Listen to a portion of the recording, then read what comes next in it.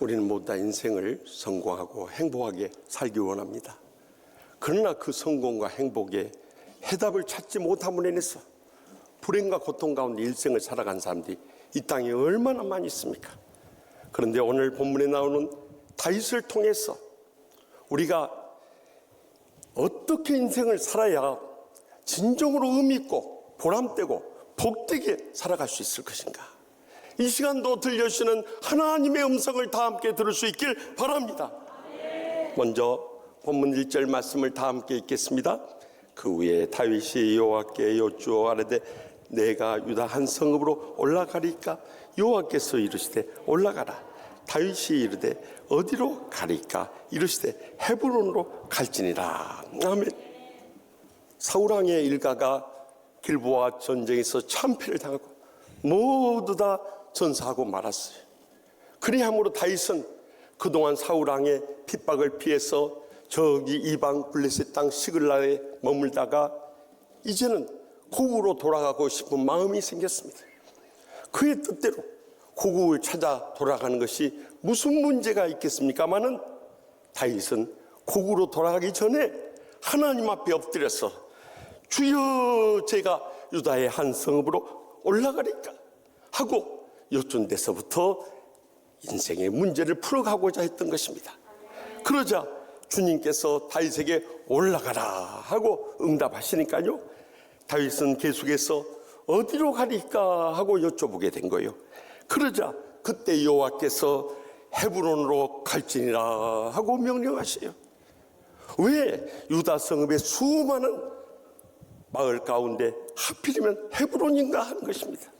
이 헤브론은 일찍이 믿음의 조상 아브라함이나 이삭이나 야곱이 평생을 살았고 또 묻혔던 영적인 고향이었던 것입니다. 그래서 다윗이 그의 영적인 고향으로 돌아가서 영적으로 남은 여생을 일어나기를 간절히 바라는 마음으로 주님께서 그렇게 명령하신 것으로 믿어집니다. 다윗은 스스로 결정하고 행할 수 있었지만은 먼저 주님 앞에 엎드려서 하나님의 뜻을 구하고 하나님의 인도하심을 바라고 하나님께서 역사하신 대로 인생을 살길 원했던 것입니다. 그런데 우리가 다윗의 일생을 보면 이런 일이 한두 번 그친 것이 아니에요. 그의 일생을 통해서 계속되는 하나님과의 영적인 교제의 삶을 살았다는 것을 우리가 가장 먼저 다윗에게서 배울 수 있길 바랍니다. 우리도 신앙생활 해나가는 데 있어서 내가 생각하고 느끼고 판단한 대로 인생 얼마든지 살 수 있습니다. 그러나 주님께서 끊임없이 우리를 향해서 명령하는 것이 무엇입니까? 그것은 쉬지 말고 우리가 해야 할 것은 기도인 것입니다. 기도를 통해서 우리의 어려운 형편과 처지를 하나님께 아뢰고 또 하나님의 말씀을 받는 이 영적인 교제가 그 어느 때보다도 절실한 것입니다. 그런데 많은 때 말세의 마지막 때가 되니까 사람들이 처음 은혜 받았을 때, 처음 직분 받았을 때, 처음 치유하는 왔을 때 그렇게 열심히 메어달던 그 신앙이 점점 영적으로 잠들고 병들고 죽어가고 있는 이 말세의 마지막 때가 되어버리고 말았습니다. 그러다 보니까 기도의 무릎이 점점 흐트러지고 기도 시간이 점점 사라져가고 기도의 기적의 응답이 점점 멀어져가고 있는 서글픈 현실입니다. 그래서 누가복음 10장 41절에서 42절에 주님께서 친히 대답하여 이르시되 마르다야 마르다야 내가 많은 일로 염려하고 근심하나 몇 가지만 하든지 혹 한 가지만이라도 족하니라. 마리아는 이 좋은 편을 택하였으니 빼앗기지 아니하리라 하고 분명히 약속하지 않지. 마르다는 언니로서 예수님이 찾아오시니까 그를 대접하는 일에 마음이 분주하고 또 염려하고 근심하는 일이 많았어요. 그러니까 심지어는 마음이 상해가지고 예수님 앞에서 화를 내면서 왜 동생 여기 앉혀놓고 이야기만 하십니까? 하고 이 주님 앞에 원망할 정도가 되어버리고 말았어요. 그런데 이 동생 마리아는 언니와는 달리 단 한 가지를 주님과 이 영적 교제를 소중하게 여겼더니 주님 앞에 말씀드리고 또 주님의 음성을 듣는 이 영적인 교제를 하였는데 주님께서는 바로 이러한 마리아를 칭찬하신 거예요. 코로나19로 인해서 다 어려운 때 바로 이 영적인 회복이 가장 절실한 것은 아무리 강조해도 지나침이 없는 것입니다. 여러분, 하나님의 기적적 은혜가 아니었으면 우리는 이 땅에 생존조차 못해요. 건강은 말할 것도 없고 우리의 가정이나 직장이나 모든 신앙생활 다 무너질 수밖에 없었다는 걸 기억할 때 이제라도 우리의 흩어졌던 무릎을 다시 이렇게 세우고 기도 시간에 나와서 예배하고 간구하면서 합심해서 부르짖고요, 하나님의 기적의 응답을 사모하며 체험해야 하는 것입니다. 그래야 할 때 코로나19의 이 극심한 위기 속에서도 모든 병의 치료자가 되시고 모든 문제 해결자가 되시며 모든 복의 근원이 되시는 하나님으로부터 기적의 응답을 체험하고 영적인 회복의 놀라운 열매를 풍성히 맺게 될 줄 확실히 믿으시기 바랍니다. 계속해서 본문 2절 3절 말씀 다 같이 읽겠습니다. 다윗이 그의 두 아내 이스라엘 여인 아히노암과 갈멜 사람 나발의 아내였던 아비가일을 데리고 그리로 올라갈 때 또 자기와 함께한 추종자들과 그들의 가족들 다윗이 다 데리고 올라가서 헤브론 각 성읍에 살게 한다. 아멘. 다윗은 하나님의 명령을 따라 헤브론 돌아갈 때 혼자 가지 않았어요. 그의 사랑하는 아내 아히노암과 아비가일 다 데리고 그 가족들까지 다 데리고 왔어요. 뿐만 아니라 그를 추종하며 지금까지 10년의 세월을 따라왔던 600여 명의 추종자들까지 다 데리고 가고요, 그에 따른 2-3천 명의 가족들까지 전부 데리고 그 헤브론으로 돌아가게 된 거예요. 그래서 헤브론 성읍에 다 살 수가 없는 거예요. 아말렉과의 싸움에서 얻었던 가축들까지 있고 하니까 도저히 그곳에 머물 수 없으니까 그 인근 성읍에까지 다 퍼져서 살았던 거예요. 중요한 것은 다윗은 그의 가족들까지 영적으로 잘 이끌었을 뿐만 아니라 영적인 가족들까지도 그까지 돌보았던 것을 우리가 두 번째로 배울 수 있길 바랍니다. 말씀의 마지막 때가 되면 우리가 영적인 회복을 개인적으로 하기도 어려울 뿐만 아니라 가정을 영적으로 이끌어 간다는 것이 결코 쉬운 일이 아니에요. 왜냐하면 믿음이 없거나 믿음이 연약한 가족들하고 함께 살아보세요. 지옥도 그런 지옥이 따로 없는 거예요. 그래서 예수님께서도 사람의 원수가 자기 집안 식구리라고 경고하지 않았습니까? 그래서 가족들 통해서 각가지 영적 시험이 끊임없이 터져나오는 거예요. 아마 예배 드리고 은혜 받고 기쁨 충만한 가운데 집에 돌아가면서부터 차 안에서부터 사탄 역사에서 시비가 일어나고 그날 받은 은혜 다 쏟아부려고 하는 그런 가정들도 있을 거예요. 여러분, 우리가 영적으로 먼저 일어서지 않으면 사랑하는 남편이나 아내에게서 결코 사랑을 받을 수가 없는 거예요. 심지어 자식들에게서부터도 절대 존경받는 부모가 될 수 없는 거예요. 지난 금요 심야 기도회 때는 이제 강남의 일신교회로 떠나가시는 박강민 목사 송별 설교를 하는 가운데 동영상을 하나 보여준데 참 잊혀지지 않았어요. 이 선호경 사모님이 이 시온이라고 하는 그 딸에게 2살 때인데요, 물어본 거예요. 이제 아빠가 좋아, 엄마가 좋아 하고 물은 거예요. 그러면 엄마들은 엄마가 좋아하기를 바라잖아요. 그런데 의외로 이 딸아이가 아빠 그런 거예요. 그러자 이번에는 아빠가 좋아, 할아버지가 좋아, 아빠. 그러자 이번에 아빠가 좋아, 할머니가 좋아, 그래도 아빠. 마지막에 아빠가 좋아, 오빠가 좋아, 아빠. 끝까지 아빠를 대답을 해요. 아빠 홀리게 걸린 딸처럼 아빠를 그렇게 대답하더라고요. 제가 그 이야기를 들으면서요, 이런 감동이 있었어요.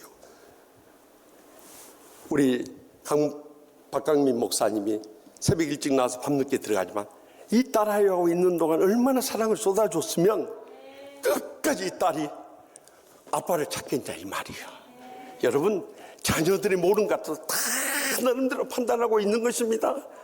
그래서 여러분 노년에 다 거두게 되는 거예요. 그렇기 때문에 더 늦기 전에 한시라도 깨우치고 우리가 영적으로 일어서서 가정을 영적으로 이끌어야 되는 것입니다. 우리가 신앙생활에 모범이 되지 못하고 감동이 되지 못하고 열매를 맺지 못하면 그 인생의 종말은 불행하고 고통스러울 밖에 없기 때문에 그래요. 그래서 디모데전서 5장 8절에 누구든지 자기 친족, 특히 자기 가족을 돌보지 아니하면 믿음을 배반한 자요 불신자부터 악한 자리라고 분명히 경고하지 않습니다. 저는 이 말씀 대할 때마다 늘 제 자신을 돌이켜보지 않을 수가 없어요. 주님 앞에 엎드리지 않을 수 없어요. 주님 앞에 매달려 간구하면서 내 자신부터 영적으로 일어서지 않을 수 없는 것입니다. 저는 44년 전에 죽음의 위기에서 주의 종으로 소명을 받고 났어요. 주님 앞에 저희 가정을 위해서 기도하는 가운데 이 사도행전 16장 31절 말씀 딱 걸려버린 거예요. 전에도 말씀드린 적 있지만 이르되 주 예수를 믿으라 그리하면 너와 내 집이 구원을 받으리라 하고 주님께 약속하신대. 그때까지 우리 할아버지도 예수 안 믿죠. 장손이 우리 형도 예수 안 믿죠. 앞이 캄캄해져요. 그래서 하나님 앞에 그렇게 됐어요. 하나님 아버지, 제가 목사 되기 전에 저희 할아버지와 저희 형을 구원해 주셔야 됩니다. 만약에 그때까지 구원해 주지 않으면 저 이 말씀 못 전합니다. 분명히 내가 예수를 믿으면 나와 내 가족이 구원을 받는다고 했는데 가족 구원 못 시키고 나서 강단에서 어떻게 이 말씀을 전할 수 있느냐 이 말이요. 그런데 미국 유학 시절에 이 본문을 영어 성경을 읽는 가운데 저는 그 전까지만 해도 You and your family will be saved라고 너와 내 가족이 구원을 받을 것이라 기록된 줄 알았는데 NIV 영어 성경에 보니까 You and your household will be saved라고 기록돼요. 너와 내 가족이 구원을 받으라.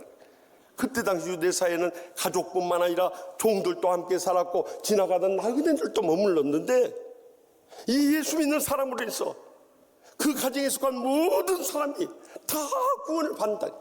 그만큼 가정을 영적으로 일으켜 세웠던 것을 우리가 배우게 되는 거예요. 그 모든 영적인 인도함의 그 근거가 무엇입니까? 많은 사람들이 신앙생활 하면서도 힘을 잃어버린 이유가 자기 자신의 판단, 자기 자신의 감정, 자기 자신의 이해관계에 얽혀버리기 때문에 우리 자신조차도 가정에서 힘을 잃어버린 거예요. 그러나 우리는 세상에 그 무엇보다도 하나님의 약속의 말씀 붙잡고 이 말씀대로 행하면서 이 말씀으로 가정을 일으켜 세울 수 있길 바랍니다. 그래서 지난 주간에 읽은 책 가운데 미국의 유명한 사우스 이스턴 침례교 신학대학원의 이 신약학 안드레아스 퀘스텐버그 교수와 기독교 윤리학의 데이빗 존스 교수가 쓴 성경으로 본 결혼과 가정이라는 책을 접하게 됐어요. 성경이 나와 있는 결혼과 가정에 대한 모든 이슈를 성경적으로 파헤치고 있는 거예요. 우리가 결혼하고 가정을 이루고 성생활을 하고 임신을 하고 출산을 하고 또 독신으로 사는 사람도 있고 동성애에 빠진 사람도 있고 심지어는 이혼하고 재혼하는 일에까지 우리의 신앙생활의 모든 근거는 성경에 대한 성경적으로 다 파헤쳐요. 그때 제 마음속에 뜨겁게 와닿는 감동. 그렇다.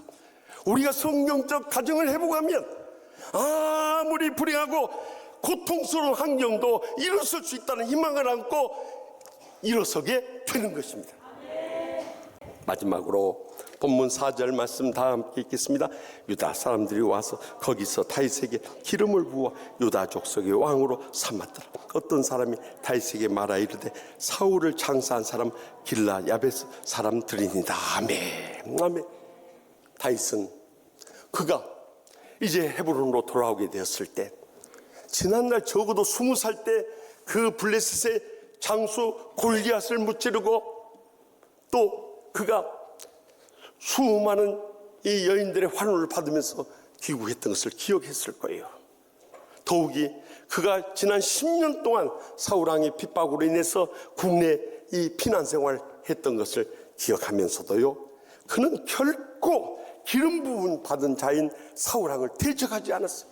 그가 복수할 수 있는 절호의 기회들이 수차례 있음에도 불구하고 그는 하나님께서 기름 부어 세운 종을 희하지 않는 이 믿음으로 끝까지 인내했던 거예요. 그가 귀국하게 됐을 때 그는 유대 사람들에게 나야말로 사울왕의 뒤를 이어서 유대 족속의 왕이 될 수 있다고 주장할 수도 있는 그런 경력을 가지고 있었어요. 그러나 그는 더 이상 자기 자신의 명예나 권력을 구하지 않아요. 또 지금까지 사울왕이 10년 동안이나 다윗을 죽이려고 얼마나 노력했지만 하나님이 다 막아주시고 결국 유다 사람들이 그를 인정함으로 인해서 하나님께서 그를 유다 족속의 왕으로 세우신 거예요. 그는 20살 때 사무엘 선지자를 통해서 처음 왕으로 택정함을 받고 기름 부음 받은 일이 있었고, 이 30살 때 유다 족속의 왕으로 두 번째 기름 부음 받고, 또 7년 6개월 후에 이제 마지막으로 그가 통합 이스라엘의 왕으로 기름 부음 받는, 전무후무하게 3번이나 기름 부음을 받는 이 영광스러운 복을 누릴 수 있었던 거예요. 그가 모든 사람도 인정받는 삶을 살았던 것은 그가 왕이 된 후에도 마찬가지였어요. 그는 평생도록 자기를 죽이려고 했던 정적이었던 사울왕의 시신을 처리해서 장례를 치러준 길라 야베스 사람들을 모아놓고 그들에게 축복하고 그들을 보상한 것만 하더라도 다윗이 얼마나 사랑의 정성이 깊은 분인가를 다시 한번 감동받을지 않을 수 없는 거예요. 결국 이러한 다윗을 하나님께서 버려두지 않았어요. 이스라엘 통합왕이 되는 것은 말할 것도 없고, 그 후손 가운데 인류의 구세주 되시는 예수 그리스도가 탄생하신 영광스러운 복을 누리게 해주셨어요. 그뿐만 아니라 지금까지 이 6,000년의 이스라엘 역사 가운데 가장 사랑받고 존경받는 왕이 바로 이 다윗 왕인 거예요. 오직하면 이스라엘 국기에 다윗의 별을 그곳에 그려놓았겠습니까? 여러분, 이제는 우리 신앙 개인적으로 영적인 회복이 됐다, 가정적으로 영적으로 이끈다 할 때 우리의 주위 사람들에게도 인정받는 그런 신앙생활을 회복해야 한다는 거예요. 오늘날 왜 한국 교회가 세상 사람들로부터 지탄의 대상이 되고 심지어는 기독교를 개독교라고 불리는 이 처참한 욕설을 우리가 들어야 됩니다. 말로는 큰 소리 치는데 삶이 받쳐주지 않기 때문에 그런 소리를 들을 때마다 목사의 한 사람으로 통일 잡아가지 않을 수 없어요. 여러분, 세상 사람들이 가장 우리에게 실망하는 게 뭔지 아십니까? 십자가의 사랑을, 기독교를 믿는다고 하면서 제일 사랑 없는 사람들이 기독교인들이라는 거예요. 무슨 조그만 한물이 있어도 그걸 시비를 걸고 물고 늘어지고 감정 안 뿌리고 끝까지 죽이려고 달려들고 있으니 이것이 어떻게 십자가 사랑 체험한 사람이에요. 그래서 제가 전에도 말씀드렸죠. 지하철에서 젊은이들 치고받고 싸우니까 한 연세 지긋한 어르신이 화를 불어내면서, 얘놈들아, 여기가 어딘 줄 알고 싸워? 너희놈들 싸우려면 교회에 나가서 싸워 그랬다고. 저는 그 말 듣고요, 너무너무 가슴이 아파버려요. 왜냐하면 그때 우리 교회가 한참 싸우고 있었으니까요. 여러분, 교회는 싸우는 곳이 아닌 것입니다. 세상에서 아무리 싸우고 죽이려고 달려들었다 할지라도 교회 오면 예수의 사랑 다 덮어주고 끌어안아주고 눈물을 흘리면서 화해하는 곳이 하나님의 교회인 것입니다. 여러분, 그 사랑을 체험하지 못하고 평생 목사장로 권사 집사한들 천국 갈 수 있을 줄 아십니까? 못 갑니다. 왜냐하면 성경에서 그렇게 경고하기 때문에. 마태복음 7장 21절에서 23절 말씀 보십시오. 나더러 주여 주여 하는 자마다 다 천국에 들어갈 것이 아니요 다만 하늘에 계신 사랑의 아버지의 사랑의 뜻을 따라 행하는 자라요 들어가리라. 그날에 많은 사람이 나더러 이르되 주여 주여, 우리가 주의 이름으로 선자들 목사 노릇했다는 거예요. 주의 이름으로 귀신을 쫓아내며 주의 이름으로 많은 권능을 행하지 아니하였나이까 하리니, 그때 내가 그들에게 밝히 말하되 내가 너희를 도무지 알지 못하니 불법을 행하는 자들아 내게서 떠나가라니라. 여러분, 이 얼마나 불행하고 고통스러운 종말입니까? 우리가 평생 목사, 장로, 권사, 집사 했는데 천국문 앞에 이르렀더니 나 너무 모른다. 주님께서 돌아서실 때 그때 우리 심정이 어떠겠어요? 이걸 생각하면서 살아야 된다는 거예요. 그래서 지난 수요일에도 저기 홍천에서 남성교회 전국연합회 전국대회가 있어요. 수천 명의 전국의 장로님, 안수집사님 모였어요. 근데 거기서 이 코로나19의 위기를 극복할 수 있는 길은 우리가 초대교회로 돌아가는 길밖에 없습니다 하고 눈물로 호소를 했어요. 왜냐하면 초대교회 때도 지금과 똑같은 전염병이 있었죠. 정부의 핍박이 있었죠. 말할 수 없는 죽음의 위기 속에서도 그들은 가장 먼저 하나님 말씀부터 아멘의 믿음으로 받아들였고요, 오로지 기도에 힘쓰므로 기사와 표적에 기적이 불릴 때 일어났고요, 가진 자들이 다 내어놓고 없는 자들을 도와줌으로 해서 사랑의 나눔이 풍성했고요, 더 나아가서 말로 전도한 것이 아니라 삶으로 전도함으로 칭찬을 들으며 교회가 뜨겁게 부흥했듯이, 이제 말씀의 마지막 때 우리도 이제는 삶으로 모범을 보이지 않으면 이 세상을 감동시키고 변화시켜서 나갈 수 없습니다. 우리 해남선 교회들이 영적으로 일어서지 않으면 한국교회는 희망이 없습니다. 제가 그날 눈물로 호소했습니다. 이제는 고린도후서 2장 15절에 16절 말씀에 귀를 기울여야 합니다. 우리는 구원받는 자들에게는 망하는 자들에게는 하나님 앞에서 그리스도의 향기를, 이 사람에게는 사망으로부터 나는 사망의 냄새로, 저 사람에게는 생명으로부터 생명에 이르는 생명의 냄새라. 누가 이를 감당하리요? 우리가 그리스도의 향기로 살아갈 때 그것을 받아들이지 않으면 사망이 이런 냄새가 됩니다. 그걸 받아들이면 생명이 이런 냄새가 되는 거예요. 이것을 우리가 이제는 감당하면서 남은 때를 살아야 된다는 거예요. 이렇게 우리가 세상 가운데서 영적인 삶을 보여줄 때 비로소 그들이 감동을 받고 변화를 받고 우리를 인정하면서 주의 복음이 힘있게 전파될 그날이 꼭 다가오게 될 줄 확실히 믿습니다. 사랑하는 성도 여러분, 우리 인생 일생 살아보면요, 우리 힘으로 능으로 절대 못 삽니다. 하나님의 도우심이 없이는 우리는 한순간도 살 수가 없는 거예요. 그렇기 때문에 우리의 남은 인생이라도 하나님과 영적인 교제부터 새롭게 회복할 수 있기를 바랍니다. 우리 가정도 영적으로 이끌어갈 수 있기를 바랍니다. 더 나아가서 세상 사람들에게도 영적인 삶을 보여줄 수 있어야 되는 거예요. 그래야 할 때 우리는 주님 안에서 진정으로 의미있고 보람되고 복된 인생을 살아가게 될 줄 확실히 믿습니다.